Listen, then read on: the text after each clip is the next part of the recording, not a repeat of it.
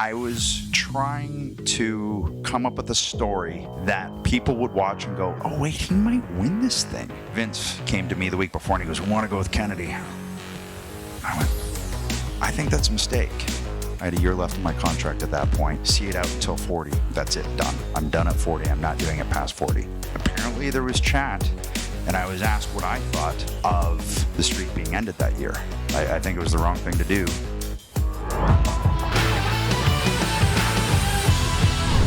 I was at WrestleMania 24, and I remember being in the stadium, and you come up on the screen, and you talk about the 12-year-old boy in the crowd who was just like you 12 years earlier, watching their hero Hulk Hogan, and this was now people watching their hero The Undertaker against Edge. I mean, in terms of wrestling moments and your main event in WrestleMania, and there's a lot of WrestleMania main events, I'm sure people in the audience and me could say, that shouldn't have been the main event. But that one, and you're in the card with Shawn Michaels and Ric Flair, and people still were like, Undertaker and Edge is the main event. How special was that for you 12 years later you've done all this, or is it 18 years later? No, 12. 2008 to 1990, so 18, sorry. This is vodka and Diet Coke, and it's not a single. So, to your health, Belfast.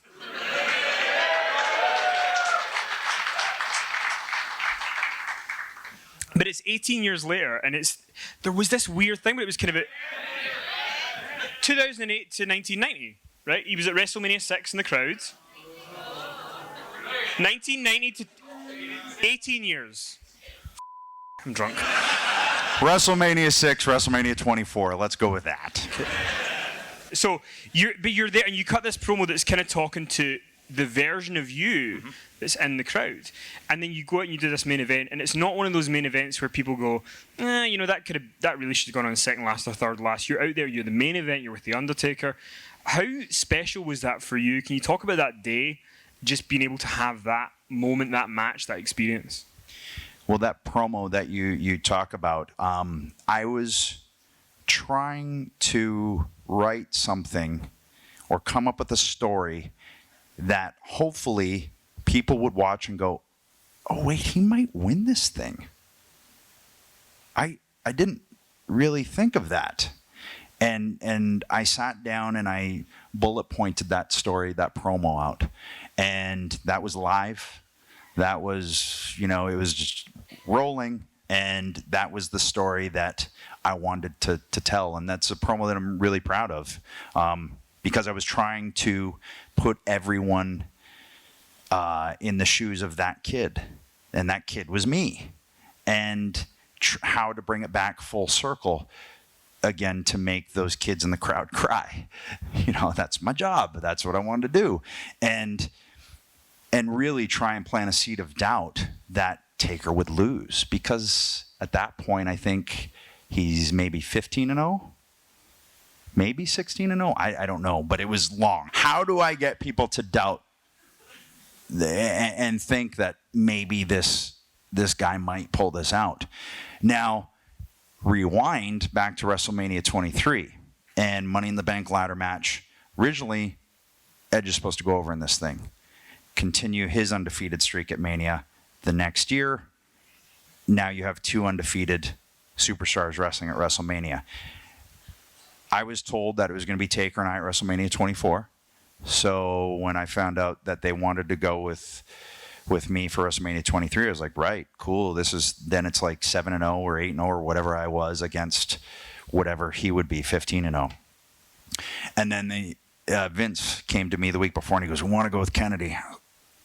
I went, I think that's a mistake. I really do.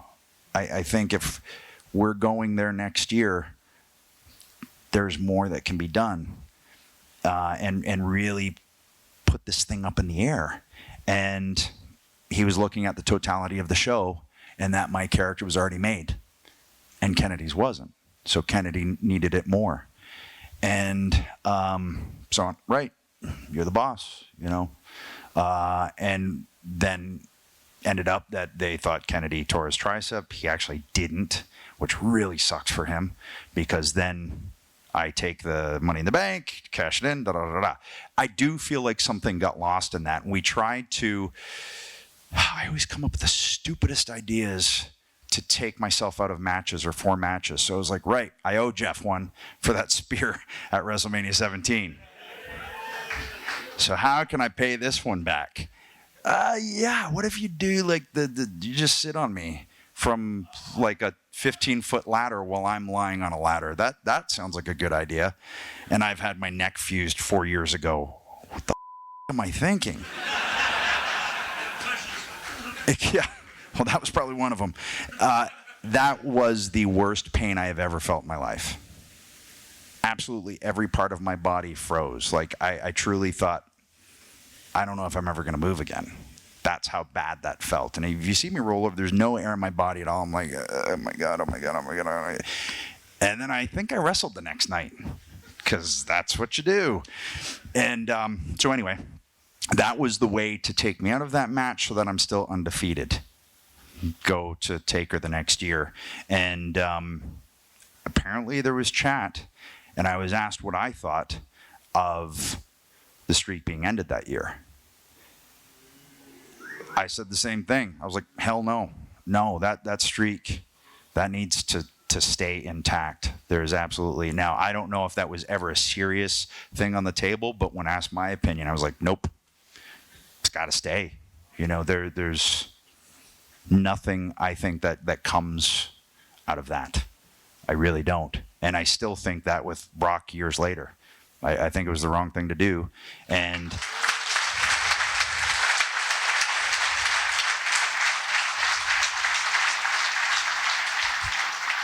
And I truly think, and I've said this, that I think you save that for the person that you're going to hitch the horse to for years going forward. And in looking at it at the time, I was like, right, it's got to be Reigns. And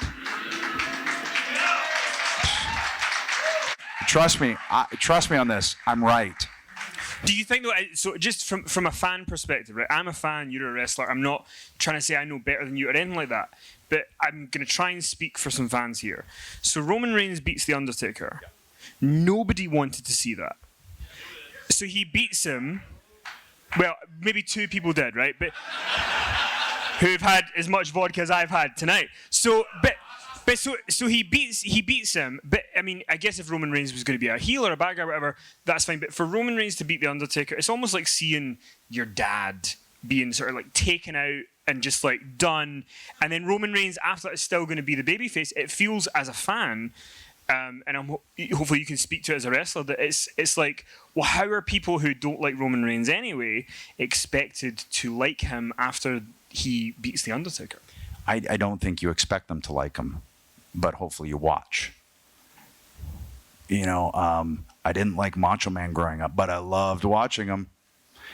So I think that's the mentality. But, I also think, Reigns, when he was in the Shield, the cool silent guy who just kicked ass, that's the guy he needed to stay.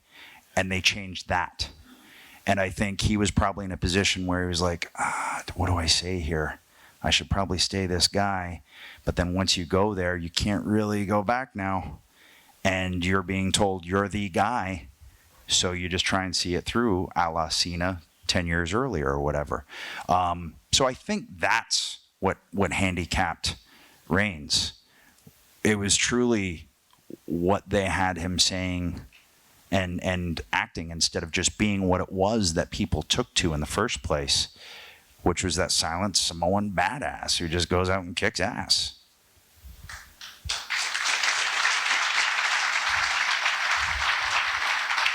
So WrestleMania 27, it's your last WrestleMania. You've done all these different WrestleMania. I mean, you came back at Royal Rumble 2010 as Tom Hanks from Castaway with a beard. And it was so... Anyway. And you have the match with Jericho and you do all the stuff, but the WrestleMania 27 match with Del Rio, I'm curious from your point of view, because that ended up being your last match.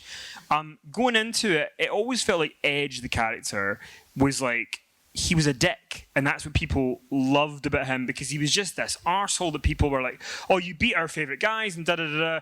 And the way that you ended up having to go out was as this babyface against Del Rio, the up-and-coming guy. Obviously, you couldn't predict that, and it's not that's what you were planning.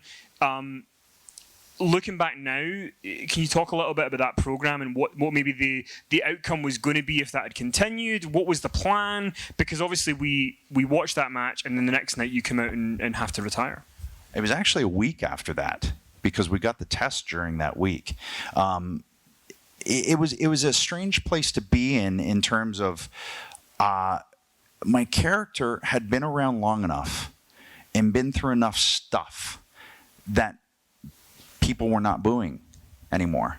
It was from you get to a certain point there, and they know, man, you have tenure now. You've been here. You've been through these matches, been through those matches. You've torn your Achilles. You've broken your damn neck. It's tough to hate that character now. And that's the point that it got to, where it was going to be tough to be a heel. And I still would have tried, but it was time to be that tenured babyface. It just, you'd be trying to swim upstream to go opposite. And there would have been a way to do it, and the proper opponent and all of those things. But at that point in time, my job, and I looked at as my job, is the face of SmackDown, the leader of SmackDown, the leader of that locker room, is to teach. I knew I was at that point of my career, right? I got Dolph Ziggler, I got Del Rio, I got some young guys here that I can teach and help groom and get in there with them and just tell them to listen. Like the one with Dolph at Royal Rumble, going into it, I was like, they're gonna cheer you. It's Boston, you're the underdog. Don't worry. We'll see this through. By the end, all they're going to be doing is counting along with the false finishes. 3 or 4 minutes in, he's like, man, they're cheering me. I was like, I told you. Just chill. We got this. Just do what we're going to do. Just listen. We're gold. And that's what I knew my job was. And figured it would be still a year. I had a year left of my contract at that point. So I thought, right, I got a year of that. I'll take a break.